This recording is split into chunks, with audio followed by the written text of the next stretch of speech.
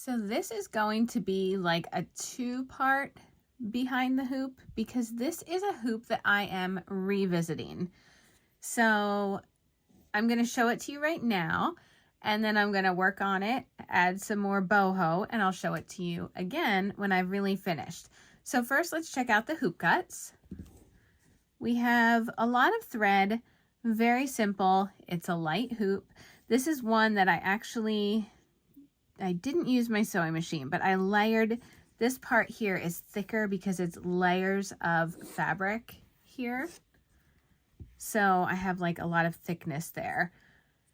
And if you look at the front of the hoop, this is one that I had made for Andover Fabrics for Quilt Market ages ago with the Little House on the Prairie line. I wanted it, you can see I have like little wispies here. I did want it to have like a roughness. I wanted the like edges to fray, and I even remember when I stitched it, I kind of would run my finger along the edge of the cuts here just to get some more frays. It just felt like it was a hoop that needed that. But now as I look at it, I feel like it needs a little bit more. It's one that I've been wanting to revisit for a while, and I thought, why not? I have it out. I'm going to gather some supplies, and then I'm going to revisit it. I think I'm going to do a lot more in the background. I'm probably going to add some beads here. So let's see what happens. Okay, I have finished restitching this hoop, and I thought we'd start with the hoop guts so I can do a surprise reveal after this. So here they are. You can see that there's a lot more color. There's a lot going on in this center section where I did a lot of my work. There's a lot of white threads, which what could I have stitched with all these white threads? Why don't we take a look? Okay, here's the full reveal, and look at that. I can see the sparkles right here. I mean, that is just so much fun. On the fabric, it looked almost like it was a little cloud.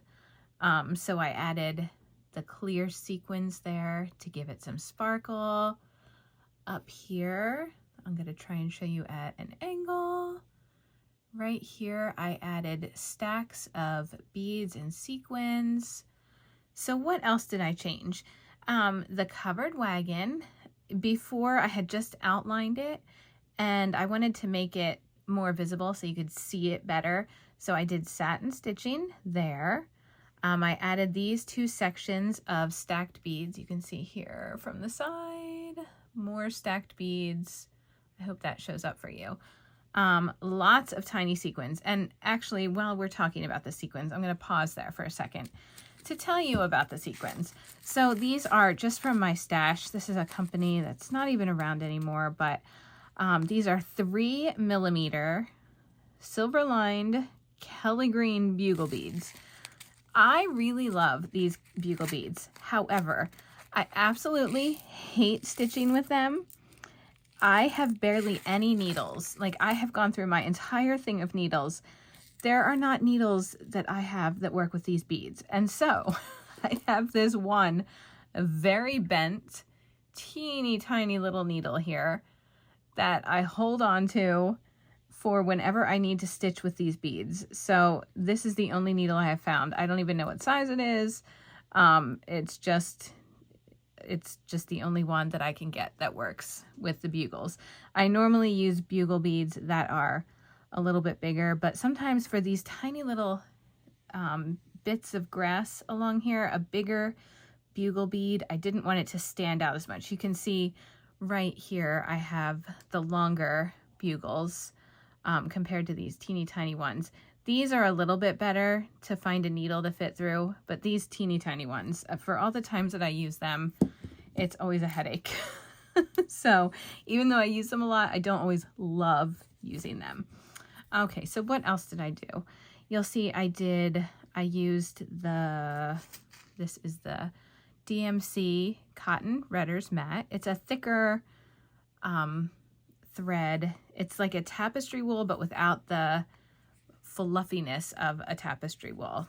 It's like a matte thread, and you can see it shows up as nice thick lines. I did really large lazy daisies throughout here. I also used, now this isn't the color I used, but actually that's not the color I used in the wagon either. This is the DMC Govita. It is like a crewel wool. I really like it. It's the first time I've stitched with it in this project, and I liked it a lot. I'm trying to think. Oh, I used it all throughout her dress here in the purples. I used it in her bonnet, in the wagon. These darker green bits here that I stitched with that. So I wanted to vary the textures throughout the big grasses to make them stand out more. I feel like in my original hoop that I did, they were there, but it wasn't like visually like in your face. And I wanted this section to like really stand out because there's so much going on down here. So talking about down here, I just accented little bits of the fabric with some sequins, beads. There are those bugle beads that I love working with again. This one is, I just added this piece of trim. It was in a bag that was given to me and it matched perfectly, and I felt like it just kind of fit the vibe of the hoop. So I added that and then stitched beads on top of it. I kind of kept this area simple, just adding a few beads. This one I added this pretty piece of trim and then also stacked, I'll show it from the side, stacked the sequins and beads there just to give it some more shine to balance out the whole hoop. So there it is.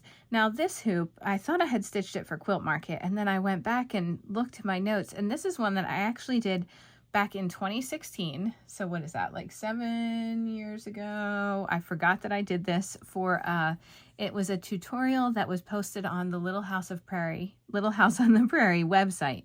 So I'm going to link that in the description, and you can check out like my original project. You can see more pictures of it and also a step-by-step on how I made it. So I had to go back and refresh my mind on that too. So I hope you enjoyed this first in my series of boho revisited hoops, and I will be back with another one soon. But in the meantime, happy stitching!